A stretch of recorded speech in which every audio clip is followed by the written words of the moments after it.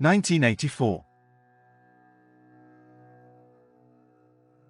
By George Orwell. If you are returning to the Classic Masterworks channel, welcome back. If you are new, please don't forget to like and subscribe and hit the bell notification so that you will be made aware of our latest content. And now, on with the story. Part 2. Chapter 7. Winston had woken up with his eyes full of tears. Julia rolled sleepily against him, murmuring something that might have been, "What's the matter?" "I dreamt," he began, and stopped short. It was too complex to be put into words. There was the dream itself, and there was a memory connected with it that had swum into his mind in the few seconds after waking. He lay back with his eyes shut, still sodden in the atmosphere of the dream. It was a vast, luminous dream in which his whole life seemed to stretch out before him like a landscape on a summer evening after rain. It had all occurred inside the glass paperweight, but the surface of the glass was the dome of the sky, and inside the dome everything was flooded with clear soft light in which one could see into interminable distances. The dream had also been comprehended by, indeed, in some sense it had consisted in a gesture of the arm made by his mother, and made again 30 years later by the Jewish woman he had seen on the news film, trying to shelter the small boy from the bullets, before the helicopter blew them both to pieces. "Do you know," he said, "that until this moment I believed I had murdered my mother?" "Why did you murder her?" said Julia, almost asleep. "I didn't murder her. Not physically." In the dream he had remembered his last glimpse of his mother, and within a few moments of waking the cluster of small events surrounding it had all come back. It was a memory that he must have deliberately pushed out of his consciousness over many years.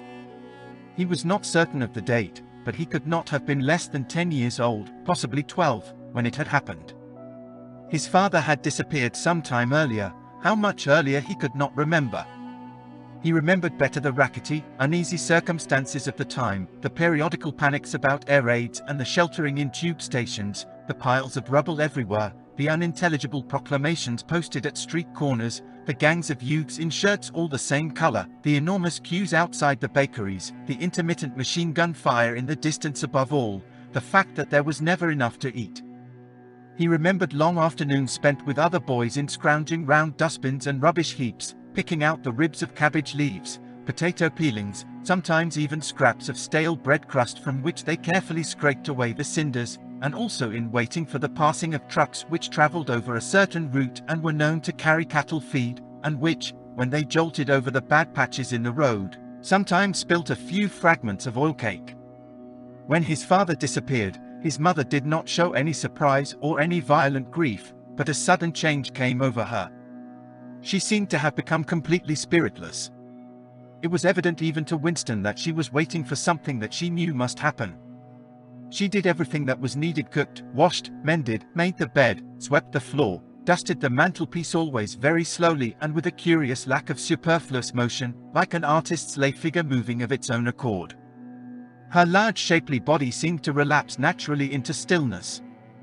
For hours at a time she would sit almost immobile on the bed, nursing his young sister, a tiny, ailing, very silent child of 2 or 3, with a face made simian by thinness.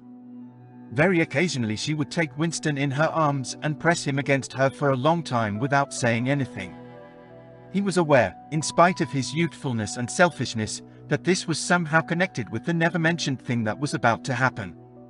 He remembered the room where they lived, a dark, close-smelling room that seemed half-filled by a bed with a white counterpane.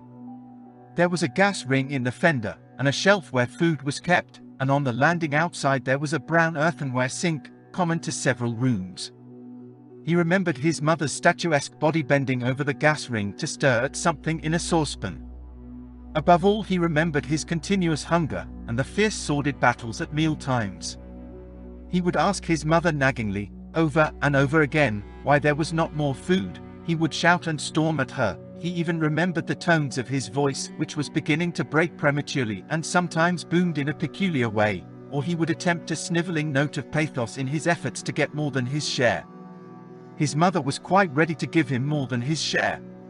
She took it for granted that he, the boy, should have the biggest portion, but however much she gave him he invariably demanded more. At every meal she would beseech him not to be selfish and to remember that his little sister was sick and also needed food, but it was no use.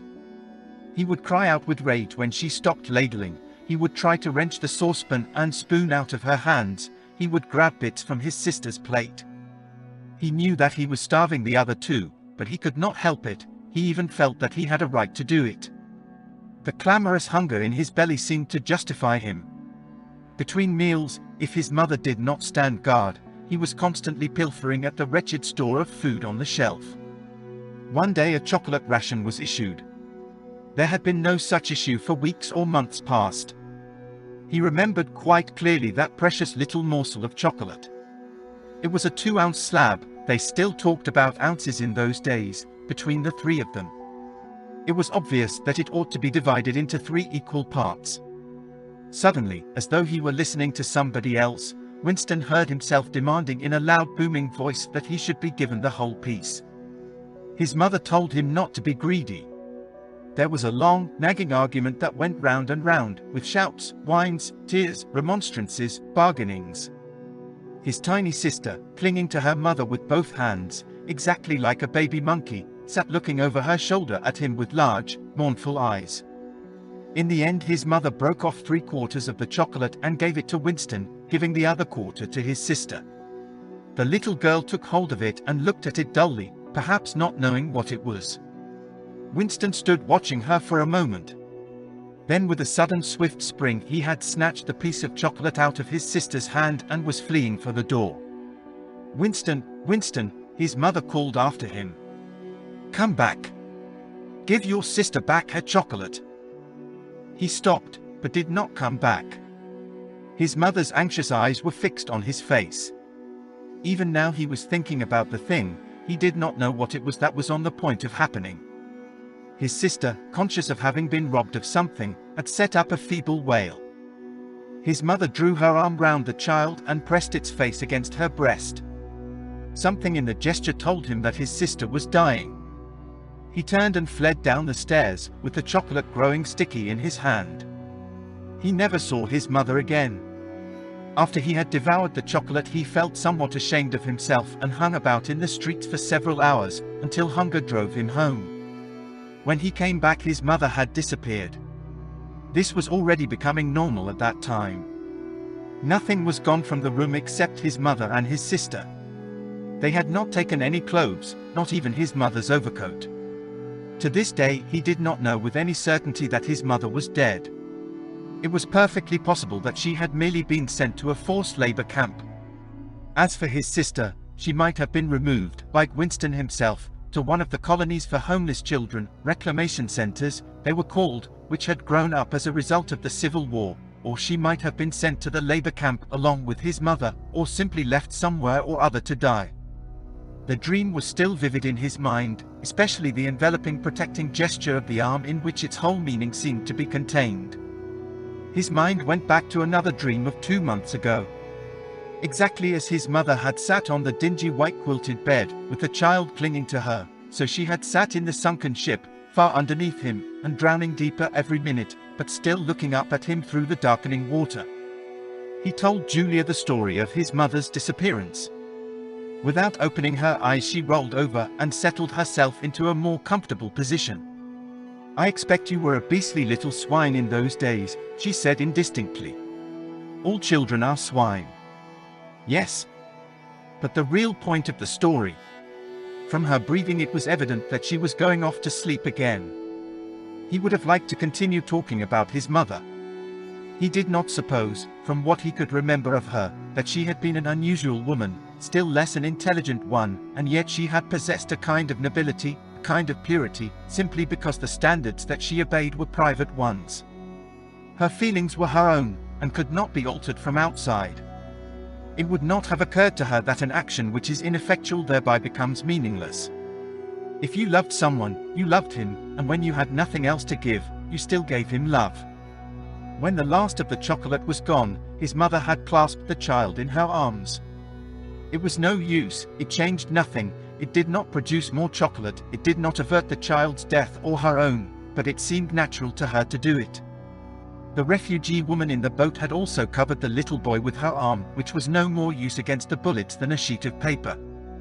The terrible thing that the party had done was to persuade you that mere impulses, mere feelings, were of no account, while at the same time robbing you of all power over the material world.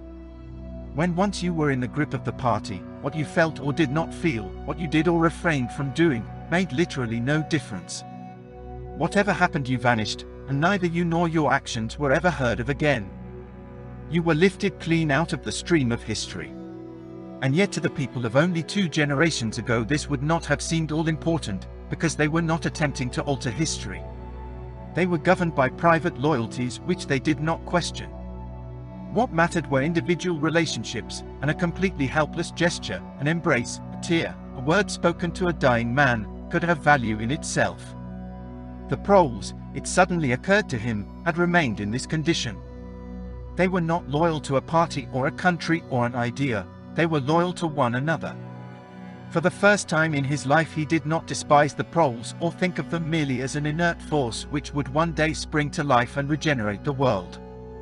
The Proles had stayed human. They had not become hardened inside. They had held on to the primitive emotions which he himself had to relearn by conscious effort. And in thinking this he remembered, without apparent relevance, how a few weeks ago he had seen a severed hand lying on the pavement and had kicked it into the gutter as though it had been a cabbage stalk.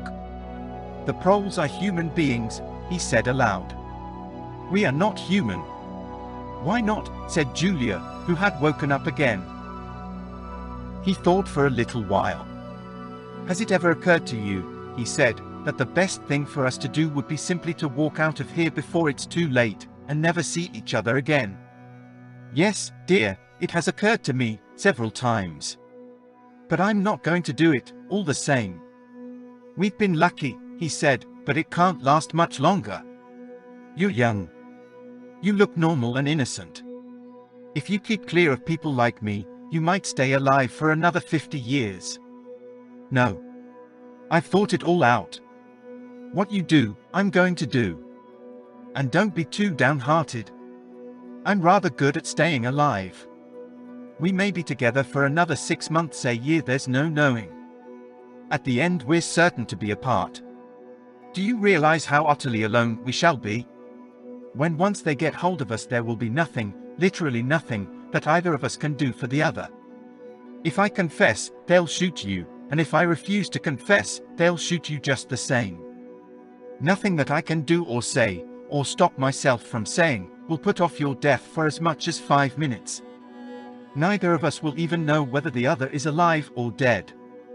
We shall be utterly without power of any kind.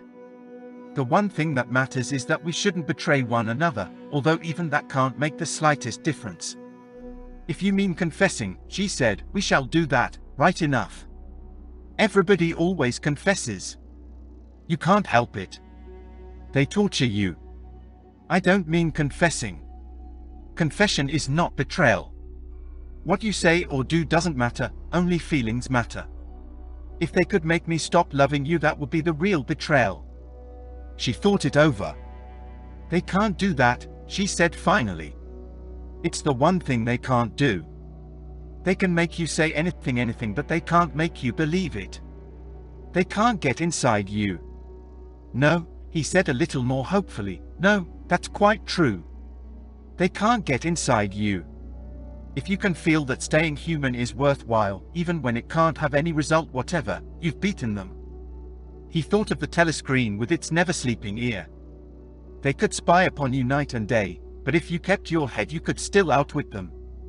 With all their cleverness they had never mastered the secret of finding out what another human being was thinking. Perhaps that was less true when you were actually in their hands.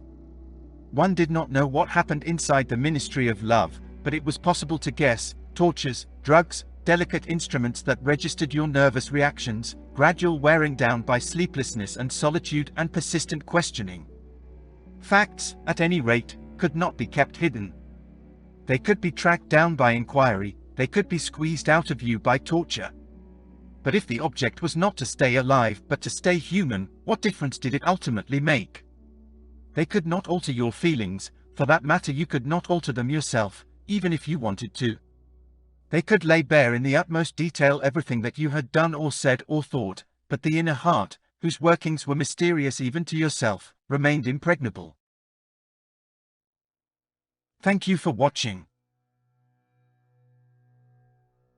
If you are returning to the Classic Masterworks channel, welcome back. If you are new, please don't forget to like and subscribe and hit the bell notification so that you will be made aware of our latest content.